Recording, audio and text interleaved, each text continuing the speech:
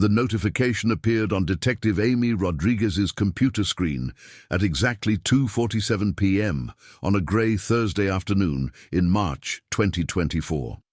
After 18 years working cold cases for the Illinois State Police, she had learned to recognize the weight of certain moments before they fully registered in her conscious mind.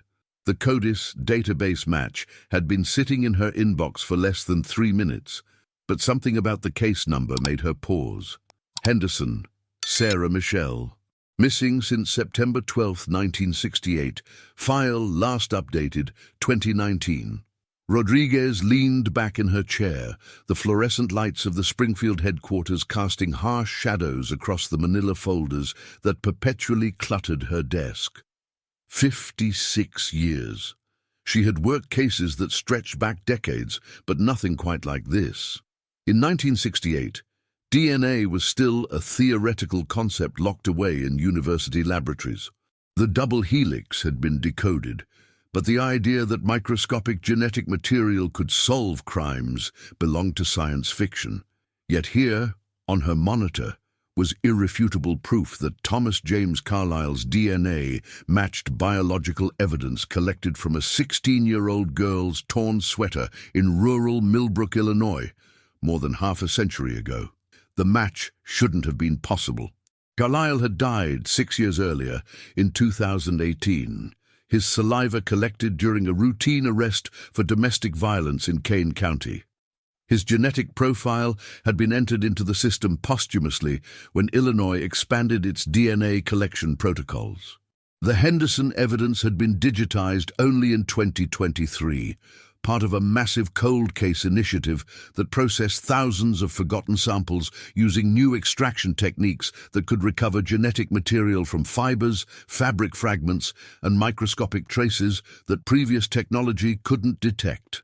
Rodriguez pulled up Sarah Henderson's file, watching the black and white photographs load with agonizing slowness on her outdated system. A young face stared back at her from a school portrait taken just weeks before the disappearance. Sarah had been a junior at Millbrook High School, honor roll student, daughter of wheat farmers Margaret and Robert Henderson. She had vanished on a Tuesday morning, riding her bicycle to school along the same rural route she had taken every day for 3 years. If you're following this investigation and want to see how modern forensic techniques are solving cases that seemed impossible to crack, subscribe to stay updated on breakthrough discoveries that are changing everything we thought we knew about cold cases. The original investigation file was thicker than most from that era, nearly 4 inches of reports, witness statements, and search documentation. Sheriff Douglas Walsh had been thorough by 1968 standards, but the tools available to him were primitive compared to modern forensic capabilities. No cell phone records to trace, no security cameras to review, no social media footprints to follow. Just physical evidence, witness testimony, and intuition. Rodriguez found herself staring at the evidence inventory list, typed on an old manual typewriter with letters that struck unevenly against the paper. Item 7. Female's sweater, blue cardigan, torn at left shoulder, unknown fiber samples collected. Item 8. Fabric fragments. Location, northwest corner of Bramwell Road and County Line 4, collected in evidence bags 8A through 8D. What struck her was not what was listed, but what the original investigators couldn't have known they were looking at. Those unknown fiber samples contained genetic material that would remain undetectable for another 25 years. The fabric fragments held traces of skin cells that would become the key to solving Sarah Henderson's disappearance, but only after technologies that didn't exist in 1968 could finally read the story written in molecules invisible to the human eye. Margaret Henderson woke that Tuesday morning to the sound of her husband Robert's boots on the kitchen linoleum below. The September air carried the scent of turning leaves and harvest dust through the open bedroom window of their 2-story farmhouse, located 3 miles east of Millbrook on what locals simply called Henderson Road. The gravel driveway stretched nearly a quarter-mile from the house to the main road, lined with oak trees that Robert's grandfather had planted in 1923. Everything about that morning would later be dissected, analyzed, and remembered with the painful precision that comes only after normal moments become evidence in an investigation. Sarah had been unusually quiet during breakfast, picking at the scrambled eggs and bacon that Margaret had prepared the same way every school morning for 3 years. At 16, Sarah was developing the contemplative nature that often accompanies the transition from childhood to adulthood, but something about her demeanor that morning struck Margaret as different. When pressed years later by investigators, Margaret would describe it as a kind of distant thoughtfulness, as if Sarah was working through something important in her mind. She wore her favorite blue cardigan over a white blouse, the same outfit she had chosen for school pictures the previous week. The bicycle ride to Millbrook High School should have taken Sarah exactly 18 minutes. She had timed it herself during her freshman year, pedaling the winding rural route that connected their farm to the small town center where the school sat adjacent to the grain elevator and the Lutheran church. The route took her along Henderson Road to the intersection with Bramwell Road, then southwest for 2 miles before turning north on County Line 4. It was a journey she had made hundreds of times, through spring rains and winter snow, past the Morrison farm with its red barn that needed painting, beyond the old Carlisle property with its collapsed silo, and finally into town, where the trees gave way to sidewalks and the rural silence yielded to the sounds of small-town morning routines. Robert Henderson kissed his daughter goodbye at 7:23 a.m., noting the time because he had been listening to the Grain Futures report on WLS radio. Sarah wheeled her bicycle, a blue Schwinn Breeze that her parents had given her for her 15th birthday, from the garage where it was stored each night. Margaret watched from the kitchen window as Sarah pedaled down the long driveway, her blonde hair catching the early morning sunlight. That image would become Margaret's most treasured and most torturous memory, her daughter disappearing around the bend in the oak-lined driveway, one hand raised in a casual wave, completely unaware that she was riding toward an encounter that would define the rest of her short life. The first indication that something was wrong came at 8:15 a.m., when Sarah's homeroom teacher, Mrs. Patricia Dobson, marked her absent.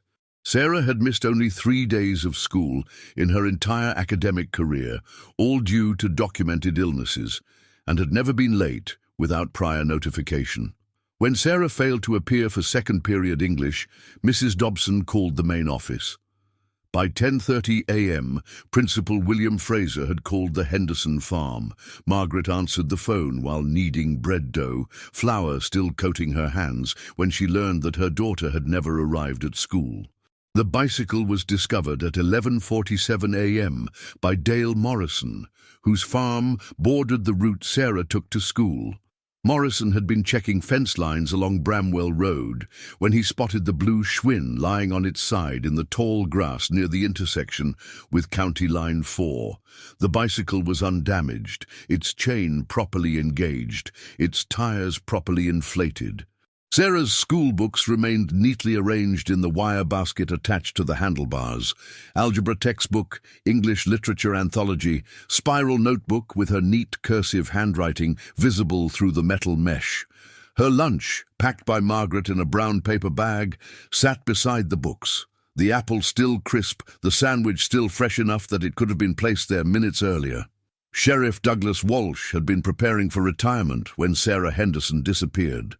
At 58 years old, he had spent 32 years maintaining law and order in McLean County's rural communities, dealing primarily with property disputes, occasional domestic disturbances, and the predictable troubles that came with farming communities and seasonal workers. Nothing in his experience had prepared him for a missing child case, especially not one that would quickly escalate beyond the capabilities of his small department. The initial search began within hours of Dale Morrison's discovery of Sarah's abandoned bicycle. Walsh assembled every available resource in McLean County, his 3 full-time deputies, the volunteer fire department, and the civil defense volunteers, who typically assisted during tornado seasons and flooding emergencies. By 2 p.m. on September 12th, nearly 60 people were combing the area around Bramwell Road and County Line 4, working in systematic grid patterns that Walsh had learned during his brief military service in Korea. The terrain made searching both easier and more challenging than urban investigations. The flat farmland offered clear sightlines for miles, but the late summer corn stood nearly 8 feet tall, creating a maze of narrow pathways where a person could disappear just yards from the main road. The searchers called Sarah's name continuously, their voices carrying across the September afternoon air, mixing with the sounds of rustling corn stalks and the distant rumble of harvest equipment.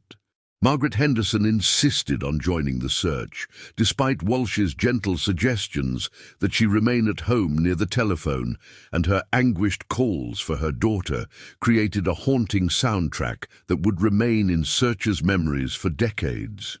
As the sun began to set on that first day, Walsh made the decision to contact the Illinois State Police.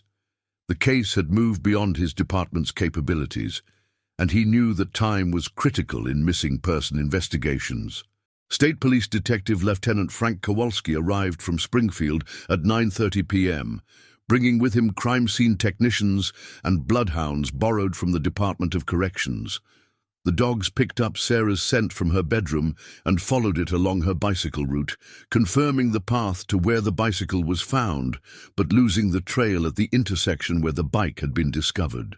The FBI's involvement came on the third day, when Special Agent Richard Barnes opened a federal investigation under the assumption that Sarah might have been transported across state lines. Barnes was a methodical investigator who had worked several kidnapping cases in Chicago, but the rural setting and lack of witnesses presented unique challenges. He established a command post in the Millbrook fire station, installing multiple telephone lines and coordinating with law enforcement agencies across Illinois, Indiana, and Iowa.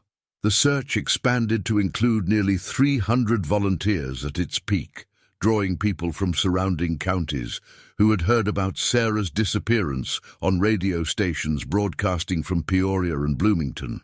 Farmers suspended their harvest work to join the effort, using their knowledge of local terrain to guide searchers through creek beds, abandoned farm buildings, and wooded areas that outsiders might overlook. The Morrison family provided hot coffee and sandwiches from their kitchen, while the Lutheran Church organized meal rotations for the searchers and the Henderson family. Walsh documented everything meticulously, filling out reports in his careful handwriting and photographing potential evidence with the department's aging Polaroid camera. Every discarded cigarette butt, every tire track in the soft earth near the roadside, every piece of torn fabric caught on fence wire was collected and catalogued. Most would prove irrelevant, but Walsh understood that missing details could mean the difference between solving a case and watching it fade into the archives of unsolved mysteries. By the end of September, the intensive search had covered over 40 square miles. The FBI had interviewed more than 200 people, including every male resident between the ages of 16 and 60 within a 10-mile radius of where Sarah's bicycle was found. They had checked the backgrounds of recent parolees, transient workers who had been in the area during harvest season, and anyone with a history of contact with minors. But as October arrived and the corn was harvested, revealing fields that held no trace of Sarah Henderson, the investigation began its inevitable transition from active search to cold case file. Margaret Henderson's obsession began with small rituals that seemed reasonable to a grieving mother. She kept Sarah's bedroom exactly as it had been on September 12, 1968. Making the bed each morning with the same yellow bedspread, dusting the collection of ceramic horses on the windowsill, and ensuring that Sarah's homework assignments remained stacked neatly on her desk. The algebra problems that Sarah had completed the night before her disappearance stayed open to page 47, her pencil lying beside the notebook at the exact angle where she had placed it after finishing the last equation. In the first months after Sarah vanished, this preservation felt like hope. Margaret told herself that Sarah would return to find everything waiting for her, that maintaining normalcy was a form of faith that would somehow call her daughter home. But as 1968 became 1969 and then 1970, the unchanging room transformed from a shrine of hope into a monument to loss. Robert Henderson began sleeping in the guest room, unable to pass Sarah's door each night and see Margaret sitting on the edge of the bed, holding Sarah's favorite sweater and whispering conversations with a daughter who wasn't there to answer. The annual pilgrimage to Sheriff Walsh's office became Margaret's most sacred ritual. Every September 12th, she would dress in her best outfit, drive the 8 miles to the McLean County Sheriff's Department and file a new missing person report for Sarah Michelle Henderson. The law didn't require annual filings for missing persons cases, but Margaret had convinced herself that constant pressure was the only way to prevent Sarah's case from being forgotten. Walsh, and later his successor Sheriff James Miller, received these visits with patient compassion, even as the reports became increasingly detailed and somewhat detached from reality. By 1975, Margaret's reports included elaborate theories about Sarah's disappearance that she had developed through extensive correspondence with other families of missing children across the Midwest. She became convinced that a network of criminals was systematically abducting teenage girls from rural areas, transporting them across state lines for purposes she could never articulate but clearly feared. Her letters to the FBI grew more frequent and more desperate, filled with connections she had drawn between Sarah's case and missing person reports from Iowa, Indiana, and Wisconsin that shared only the most superficial similarities. The psychological toll on the Henderson family became evident to their rural community in ways that no one quite knew how to address. Robert Henderson, a man who had been known for his steady reliability and gentle humor, became increasingly withdrawn and began drinking heavily after finishing his daily farm work. Their marriage, which had been solid and affectionate before Sarah's disappearance, became a careful choreography of 2 people trying to grieve in the same house without acknowledging that their grief had taken incompatible forms. Margaret's obsession expanded beyond the annual reports to include maintaining detailed correspondence with psychics, private investigators who promised results for money the Hendersons couldn't afford, and amateur detectives who contacted her after reading about Sarah's case in true crime magazines. She converted Sarah's room into an informal command center, covering the walls with maps marked with pins indicating where other girls had disappeared, timelines written in her increasingly erratic handwriting, and photographs of men who'd been arrested for similar crimes in other states. The community's initial sympathy gradually gave way to uncomfortable avoidance. Margaret's behavior at church services became unpredictable, sometimes involving tearful outbursts during prayers for the sick, and other times manifesting as inappropriate laughter during serious moments when her mind had wandered to some memory of Sarah. The women's auxiliary stopped including her in social functions, not out of cruelty, but because her presence transformed every gathering into an occasion for discussing theories about Sarah's disappearance that had become increasingly disconnected from evidence or logic. Robert Henderson died of a heart attack in 1987, found by Margaret in the barn, where he had been working alone on equipment maintenance. The official cause was cardiac arrest, but everyone in Millbrook understood that Robert had been dying slowly for 19 years, worn down by grief and Margaret's refusal to accept that Sarah was never coming home. Margaret discovered his body at noon on a Tuesday, exactly 19 years, and 2 months after Sarah had failed to return from school on another Tuesday morning.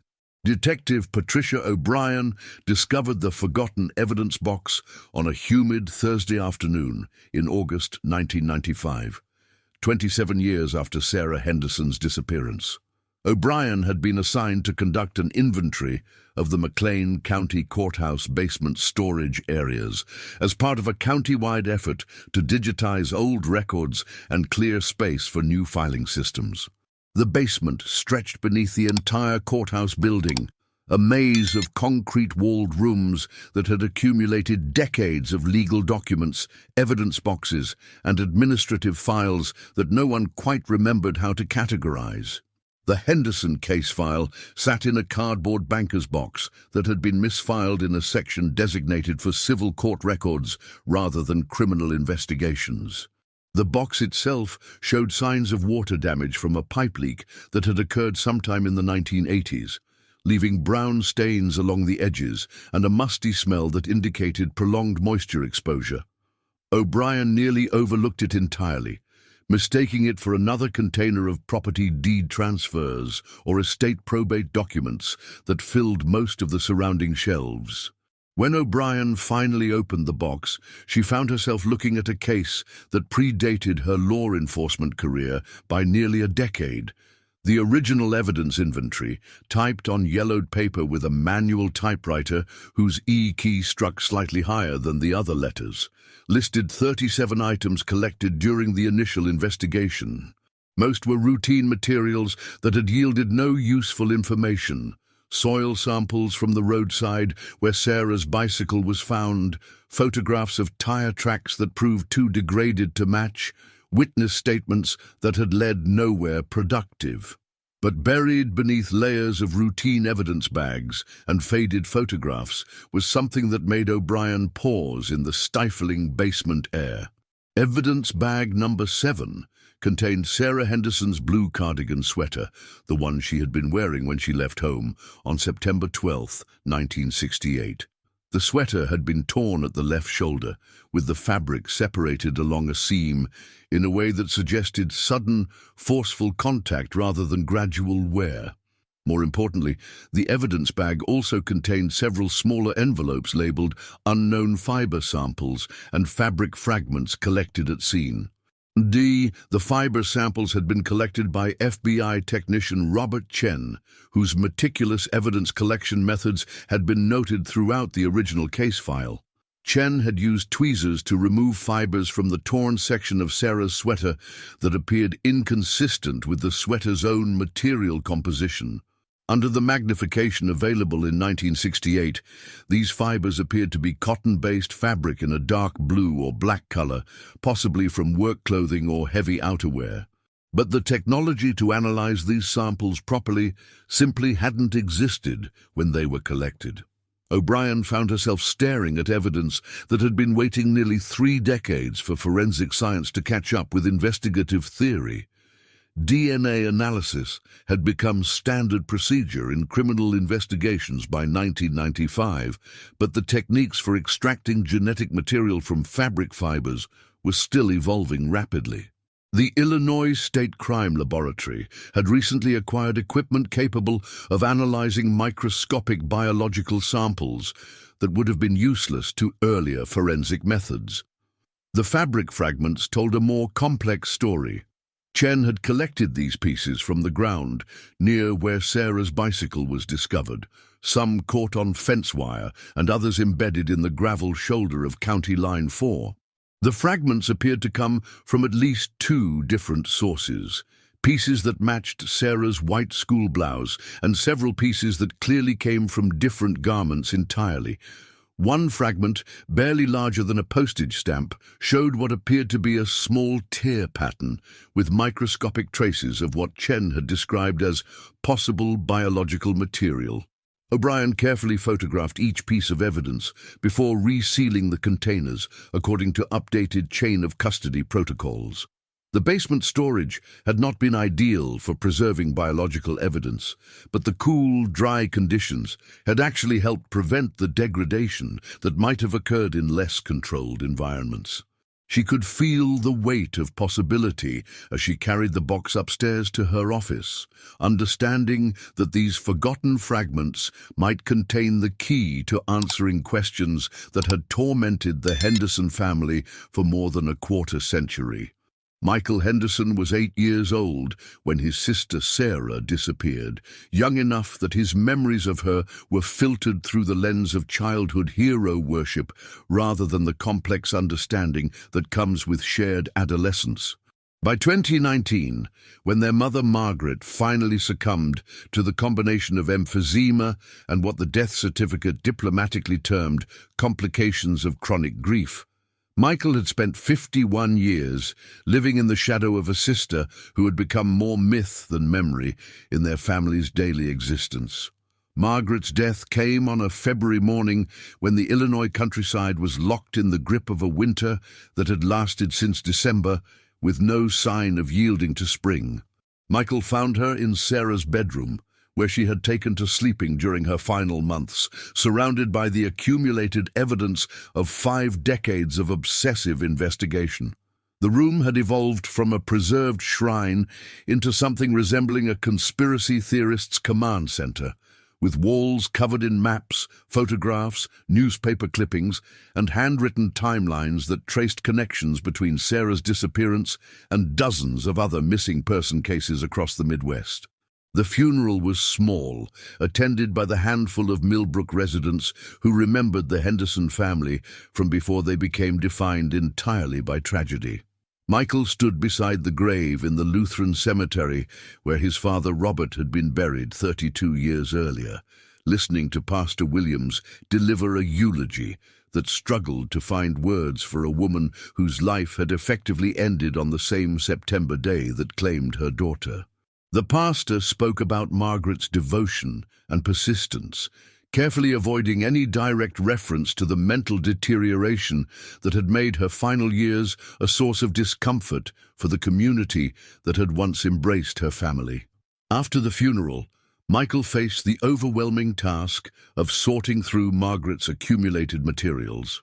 The house had become a repository for every document, photograph, and piece of correspondence related to Sarah's case, organized according to a system that made sense only to Margaret's increasingly fragmented thinking. Boxes filled the basement, containing copies of police reports, letters to and from FBI agents, communications with psychics and private investigators, and detailed notes about television programs that had featured missing person cases with any superficial similarity to Sarah's disappearance. But buried within Margaret's obsessive documentation, Michael discovered evidence of genuine investigative work that had been dismissed or overlooked by law enforcement agencies, overwhelmed by her more erratic theories. Margaret had maintained correspondence with families of missing girls across Illinois, Indiana, and Iowa, creating a network of shared information that revealed patterns no single jurisdiction had been able to recognize. Her maps showed clusters of disappearances that occurred during specific time periods in rural areas served by similar highway routes, suggesting the possibility of a mobile perpetrator who had never been identified because the crimes crossed multiple jurisdictional boundaries. Michael had inherited his mother's determination, but possessed the emotional stability that 50 years of grief had gradually eroded in Margaret. He approached Sarah's case with the methodical mindset of someone who had spent his career in agricultural equipment sales, understanding that solving complex problems required systematic analysis rather than intuitive leaps. He began by digitizing Margaret's entire collection, scanning thousands of documents and photographs into a computer database that would allow him to search for patterns and connections that might have been invisible when scattered across physical files. The breakthrough came when Michael contacted Detective Patricia O'Brien, now retired but still consulting on cold cases for the Illinois State Police. O'Brien had kept the Henderson case file active in her mind even after leaving law enforcement, occasionally revisiting the evidence when new forensic techniques became available.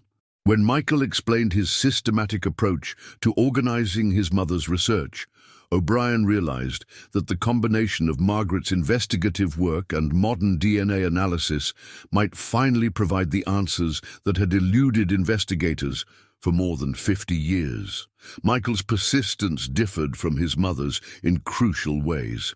Where Margaret had been driven by desperate hope and increasingly irrational theories, Michael was motivated by a desire to honor both his sister's memory and his mother's lifelong dedication.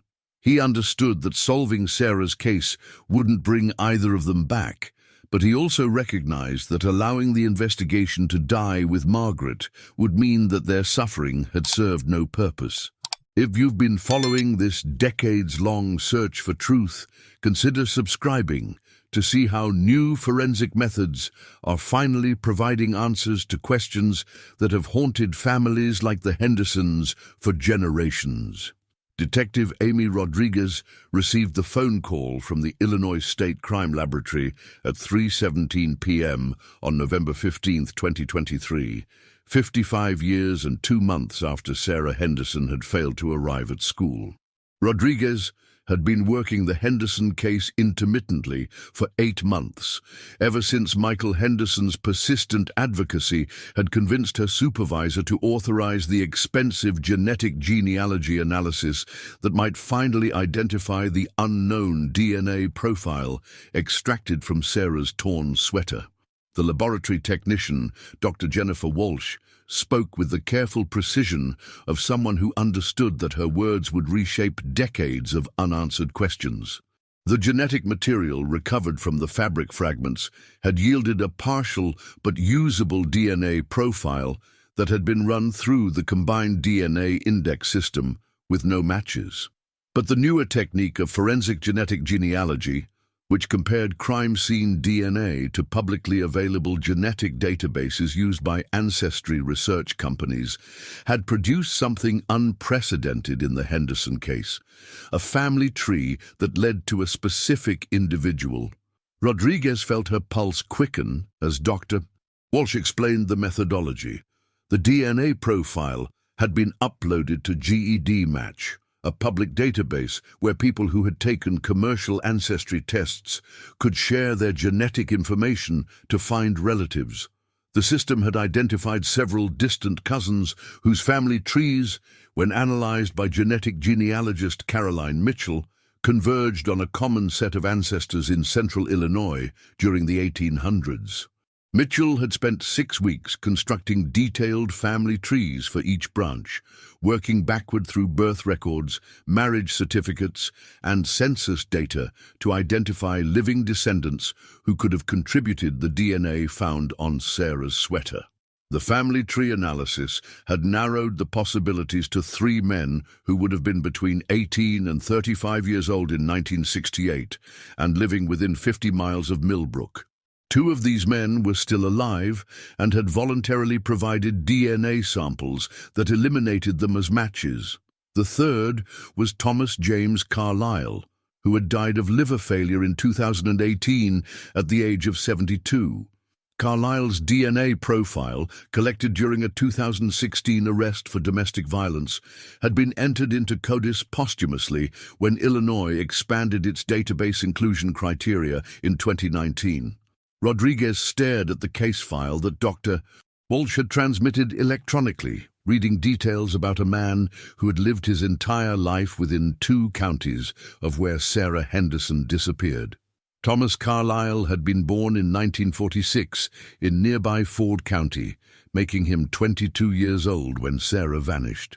His criminal record showed a pattern of increasingly serious offenses that began with minor theft charges in his teens and escalated to assault and domestic violence convictions throughout his adult life. Most significantly, Carlyle had been arrested twice for what the reports termed unwanted contact with minors, though both cases had been dismissed due to insufficient evidence and reluctant witnesses. The address history in Carlyle's file revealed something that made Rodriguez's hands shake slightly as she turned the pages. In September 1968, Thomas Carlyle had been living on a family property located on rural Route 7, less than 3 miles from the intersection where Sarah's bicycle was found abandoned. The property, originally owned by his grandfather, Herman Carlyle, was a 40-acre farm that had been gradually subdivided and sold off as the family's agricultural operations declined through the 1960s. Thomas had inherited the main farmhouse and surrounding acreage when his grandfather died in 1967, giving him complete privacy and isolation during the exact time period when Sarah Henderson disappeared. Rodriguez immediately contacted Ford County Sheriff's Department to request all available records related to Thomas Carlyle and his property. What she learned made her understand why the original investigation had never identified him as a suspect.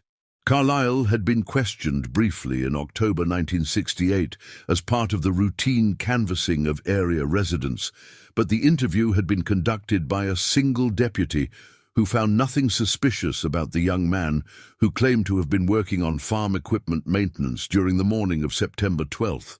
No follow-up investigation was conducted, and Carlyle's name appeared only once in the thousands of pages of documentation generated during the massive search effort.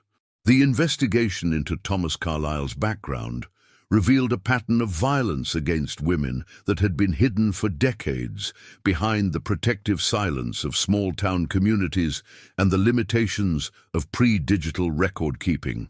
Detective Rodriguez spent 3 weeks in November 2023 traveling between county courthouses, police departments, and newspaper archives across central Illinois, piecing together a criminal history that no single jurisdiction had been able to see in its entirety.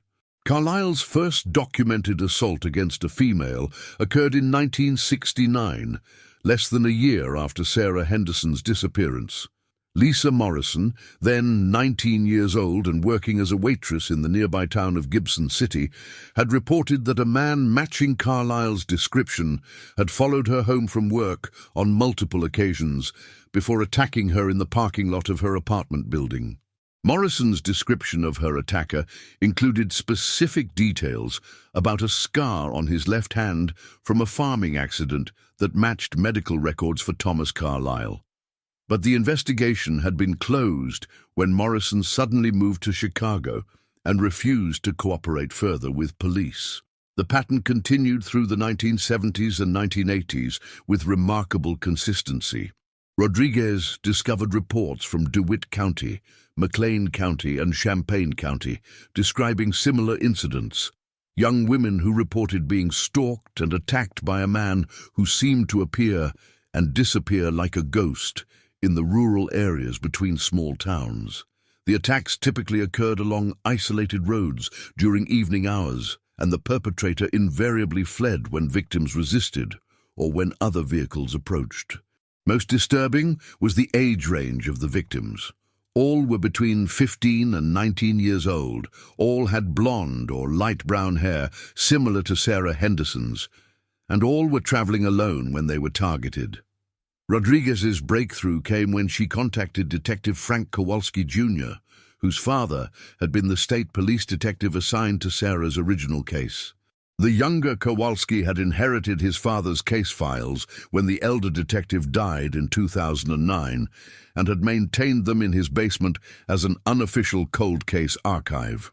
Among these files was a folder labeled Similar Incidents, Unconfirmed Connection, that contained reports his father had collected but never formally investigated due to jurisdictional limitations and resource constraints. The folder contained detailed notes about Thomas Carlyle that had never been included in the official Henderson case file. Detective Frank Kowalski Sr. had become suspicious of Carlyle in 1971 when a pattern of attacks in the area led him to re-examine the list of men who had been questioned during the original investigation.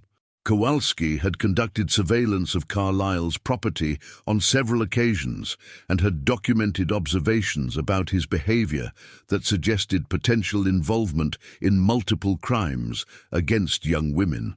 However, the surveillance had been unofficial and had never produced evidence sufficient for an arrest warrant.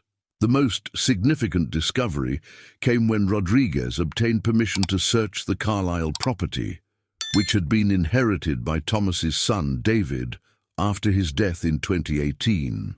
David Carlisle, who lived in Springfield and used the family property only for weekend hunting, granted permission for a complete search after learning about the DNA evidence connecting his father to Sarah Henderson's disappearance.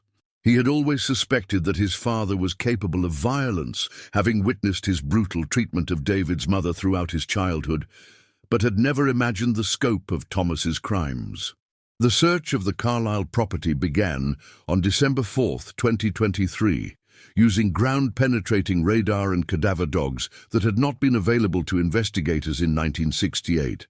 The main house had been demolished by David Carlisle in 2020, but the foundation and surrounding grounds yielded evidence that painted a horrifying picture of Thomas Carlisle's activities.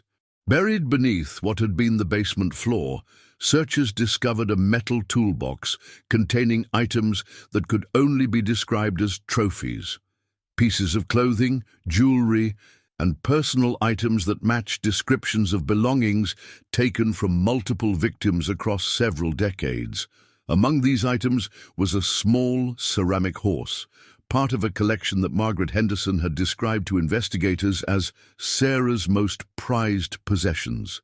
The horse matched photographs from Sarah's bedroom that had been taken during the original investigation, providing physical evidence that connected Thomas Carlisle not only to Sarah's DNA, but to her actual presence at his property. The discovery sent shockwaves through the investigative team and provided Michael Henderson with the first concrete proof that his sister's case was finally approaching resolution. The evidence against Thomas Carlisle became overwhelming during the winter of 2023, but the finality of his death 6 years earlier meant that the traditional concept of justice would never be fully realized.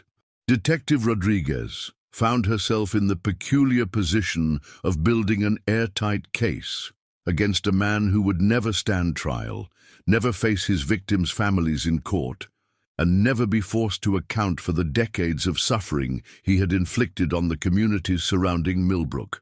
The forensic analysis of items recovered from Carlisle's property revealed connections to at least 7 other missing person cases spanning from 1969 to 1987. DNA evidence linked Carlisle definitively to 3 of these cases, while personal belongings found in his buried collection provided circumstantial evidence connecting him to several others. The ceramic horse from Sarah Henderson's collection was just one piece in a macabre treasure trove that included a high school class ring belonging to Jennifer Walsh, who had disappeared from Champaign County in 1974, and a distinctive silver bracelet that had belonged to Maria Santos, a 17-year-old who vanished while walking home from her job at a Bloomington restaurant in 1981. Rodriguez spent countless hours reviewing the original investigation files from these related cases, understanding now why the crimes had never been connected during the years when Carlisle was actively preying on young women. The jurisdictional boundaries that separated McLean County from Ford County, DeWitt County, and Champaign County had created investigative silos that prevented law enforcement agencies from recognizing the pattern of a single predator moving systematically through rural Illinois. Each case had been worked independently by dedicated investigators who lacked the communication networks and database systems that would have revealed the connections between Carlisle's crimes. The most devastating revelation came when Rodriguez discovered how close the original investigation had come to identifying Carlisle as Sarah Henderson's killer. In November 1968, Detective Frank Kowalski Sr. had obtained a warrant to search Carlisle's property based on witness reports that placed Carlisle's pickup truck in the vicinity of County Line 4 during the morning hours when Sarah disappeared. However, the search had been delayed for 2 weeks due to administrative complications, giving Carlisle sufficient time to remove any obvious evidence from his property. The search, when it finally occurred in December 1968, had focused on the house and immediate grounds, but had not extended to the areas where evidence was ultimately discovered in 2023. The ground-penetrating radar and cadaver dog capabilities that revealed Carlisle's buried cache of victims' belongings simply hadn't existed 55 years earlier.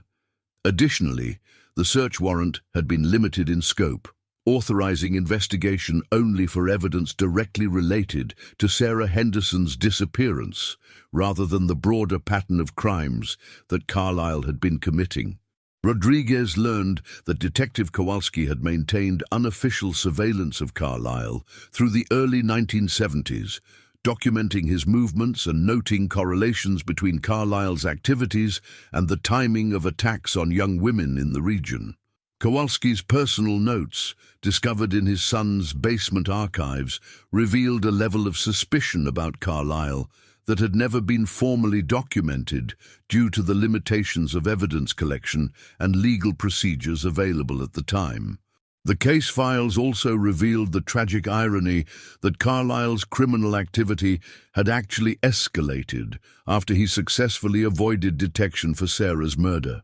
The confidence gained from evading the massive investigation into Sarah's disappearance had apparently convinced Carlisle that he could continue attacking young women without consequence.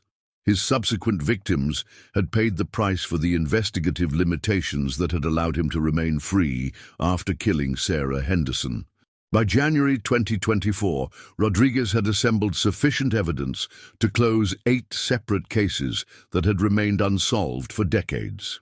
The McLean County State's attorney formally declared that Thomas Carlisle would have been charged with first-degree murder in Sarah Henderson's death if he had been alive to face prosecution.